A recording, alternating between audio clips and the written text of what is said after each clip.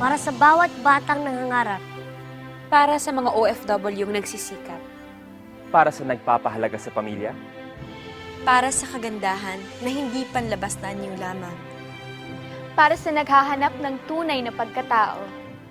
Para sa mga taong hindi nakakalimot sa kanilang pinanggalingan. Para sa kalalakihan na hindi sumusuko. Para sa mga kababaihan na lumalaban sa buhay. Para sa mga taong nadapa at muling bumangon. Para sa naninindigan sa kanyang pinaniniwalaan. Para sa tunay nating katapangan. Para sa bawat pusong nagmamahal. Para sa atin to. Tungkol sa atin to. Para sa bawat Juan. Dahil walang iwanan. Magkakampi hanggang dulo.